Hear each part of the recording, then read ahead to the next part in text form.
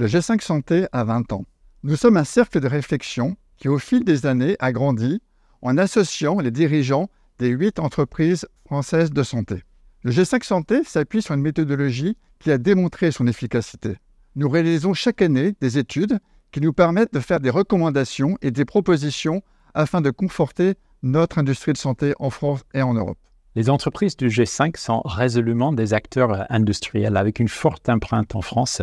Nos implantations, nos sites couvrent tout le territoire, quelle que soit la taille de nos entreprises. C'est vraiment une importante caractéristique du G5, c'est que notre empreinte industrielle n'est pas nouvelle. Nous avons toujours fait le choix de la France. Des entreprises du G5 Santé, et avec elles toutes les industries de santé, font face à des défis majeurs. La souveraineté sanitaire de la France et de l'Europe est un enjeu qui semble désormais compris de tous. Renforcer cette souveraineté sanitaire exige de travailler en commun avec les pouvoirs publics. Le G5 était initialement composé d'Ipsen, Fournier, Pierre Fabre, Sanofi et Servier. Dès cette époque, le G5 souligne que la politique industrielle dans le secteur du médicament doit redevenir une priorité nationale tout en restant cohérent avec les objectifs d'une réforme de l'assurance maladie destinée à pérenniser un système de protection sociale. Dès le départ, le G5 a été au rendez-vous.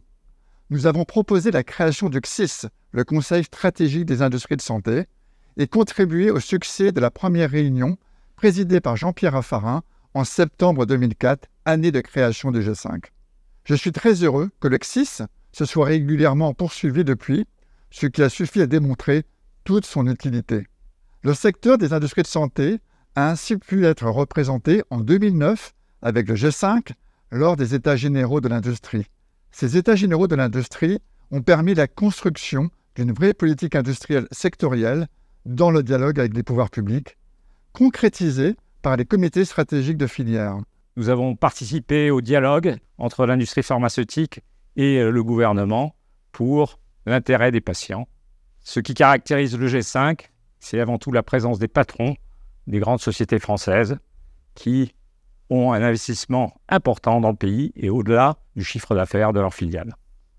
Nous avons participé notamment aussi à la création et au développement du comité stratégique de filière qui lui-même a vu un club santé créé en dehors des frontières et notamment dans un pays symbolique, la Chine. C'était en 2013. L'enjeu majeur que nous avons, c'est qu'aujourd'hui, les dépenses de santé en France sont définies tous les ans dans le cadre d'un budget, alors que nos industries s'inscrivent dans le temps et que l'ambition qui a été formulée par le président de la République en termes d'innovation, d'industrialisation et de souveraineté nationale et européenne s'inscrit également dans le temps. Donc comment conjuguer l'exigence du budget annuel avec une vision qui doit être à long terme? C'est toute la difficulté que nous avons dans les discussions, mais qui progressent, ces discussions, en ce sens que le G5 veut être force de proposition. Qu'il s'agisse des mesures de hausse de prix, sans rentrer dans la technique, les différents articles qui permettent de tenir compte de nos investissements industriels ou du risque d'un produit qui ne soit plus fabriqué en France, et donc on en tient compte pour qu'il puisse continuer à être fabriqué en France et que les patients y aient accès, ainsi que les médecins. Eh bien, nous participons à cette co-construction avec les administrations de santé, même si cette clause de sauvegarde reste très significative, même handicapante pour notre capacité d'investissement à long terme. À nous de travailler ensemble et de co-construire des solutions. Le G5, ce n'est pas qu'une plateforme de discussion, c'est une plateforme bien évidemment de propositions. Donc c'est aussi une source de satisfaction de voir que quand on est dans le collectif, avec des entreprises françaises qui connaissent très bien les sujets, on peut permettre de faire bouger des lignes. Lorsque nous mettions en avant ces facteurs de désindustrialisation progressive de la France, on était à l'époque peu entendus. Et c'est vrai que la crise du Covid est venue révéler avec une certaine violence les conséquences des ruptures d'approvisionnement, puisque les patients français ont manqué de médicaments essentiels à ce moment-là.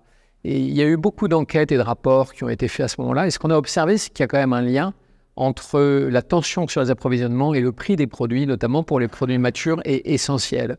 Quand on a la chance d'avoir un secteur industriel aussi fort que le médicament ou les solutions thérapeutiques et diagnostiques dans ce pays, on doit vraiment le privilégier pour en faire un outil d'amélioration de notre balance commerciale. Les entreprises du G5 contribuent déjà fortement à cette indépendance sanitaire de la France, puisque l'essentiel de leurs traitements sont fabriqués sur notre territoire. Si la production nationale des entreprises du G5 constitue une base solide, il faut continuer à sécuriser nos approvisionnements pour renforcer l'indépendance sanitaire de la France. Or, relocaliser ou localiser des productions en France ou en Europe coûte plus cher à l'heure où les coûts de production dans notre pays progressent par ailleurs. Pour redevenir un des pays leaders en Europe en matière de santé, le G5 plaide pour un moratoire sur les baisses de prix des médicaments à fort enjeu d'indépendance sanitaire. Et juste pour donner des titres d'exemple, l'application de l'article 65 qui est censé prendre en compte l'empreinte industrielle française dans les discussions avec le CEPS, qui faisait partie de l'EPLFS de 2022. On attend un peu toujours aujourd'hui encore la façon dont ça va être implémenté. Donc je pense que cette coordination peut être mieux faite. Il y a malheureusement encore loin de la parole aux actes. Il y a une prise de conscience, bien évidemment, des pouvoirs publics. Si nous voulons regagner notre souveraineté et éviter les écueils constatés en 2020, nous devrons produire plus de produits de santé essentiels en France, et en particulier des biomédicaments, comme l'a demandé le président de la République. Mais tant que le premier critère pris en compte sera le prix pour les achats hospitaliers, la commande publique ne sera pas en adéquation avec les objectifs de souveraineté sanitaire du gouvernement. Il y a une incohérence entre la politique industrielle en amont et la politique d'achat en aval. Et puis la question environnementale n'est jamais très loin. Produire en Europe, et notamment en France, permet de réduire de façon importante notre empreinte carbone. La France a des atouts uniques, des chercheurs et des trouveurs de grande qualité. Et à travers l'investissement et des partenariats facilités, le plan Santé 2030 que nous soutenons repose sur des engagements majeurs, en particulier sur le renforcement de la R&D en France. Le sujet de l'accès aux innovations des patients est le sujet prioritaire pour nous tous, patients, autorités de santé et industriels.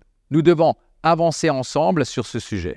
Nous voyons que l'Europe, de façon générale, prend moins de risques que les États-Unis. Il faut que la France soit proactive sur ce sujet. Il faut donc améliorer l'accès des patients aux innovations et rendre le système prévisible et ouvert aux innovations. La méthodologie de la Commission de la transparence doit être adaptée aux conditions de réalisation des essais dans les maladies très agressives ou dans les maladies rares afin d'éviter de déboucher sur des ASMR insuffisants ou des ASMR 5 qui empêchent l'accès aux patients. Nous souhaitons un système inspiré du modèle allemand pour permettre un accès immédiat, réellement dès l'obtention de l'AMM européenne, pour les médicaments ne bénéficiant pas d'un accès précoce. On peut regretter que sur un plan de doctrine, aujourd'hui, l'accès à l'innovation soit encore freiné. Le G5 a mené une étude pendant 3 ans sur 260 nouvelles indications qui ont été adressées au niveau européen. Les patients français n'ont pas eu accès à 36 de ces innovations.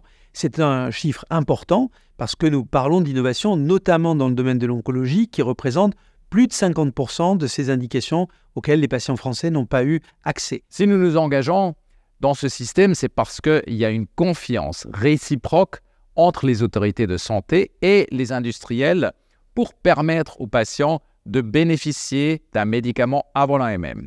Il est important de garder cet état d'esprit si nous voulons avancer. L'ensemble des réformes nécessaires pour mettre en adéquation le financement des produits de santé avec les besoins des patients ne pourra se construire efficacement que dans l'échange et la concertation avec les pouvoirs publics. Cette concertation, elle a été aussi caractérisée dans la relation que nous avons pu avoir avec les différentes ministres de tutelle dont nous dépendons, et notamment dans la définition d'un certain nombre de mesures, bien sûr, qui restent significatives et qui peuvent limiter nos capacités d'investissement. Et cette force-là, nous devons la mettre au service de l'ensemble de la réflexion collective de l'équipe France, je dirais, sur la façon d'apporter de plus en plus de nouvelles thérapeutiques aux patients français et de faire de ces entreprises, mais aussi des acteurs publics de l'innovation français, des acteurs véritablement au service de l'innovation mondiale. C'est ça l'ambition du G5 pour les 20 prochaines années. Alors j'étais très fier de représenter cette belle association et je suis sûr qu'elle continuera à jouer un rôle très important dans le futur du paysage français de l'industrie. Je pense que c'est un groupe qui ne fait que de penser à comment on se met en action pour agir pour le pays. Et en clin d'œil, je pense que les femmes du G5, c'est un atout indéniable pour le futur. Le G5 Santé entend bien continuer à se mobiliser pour les 20 prochaines années, et tout cela, bien sûr, au service des patients.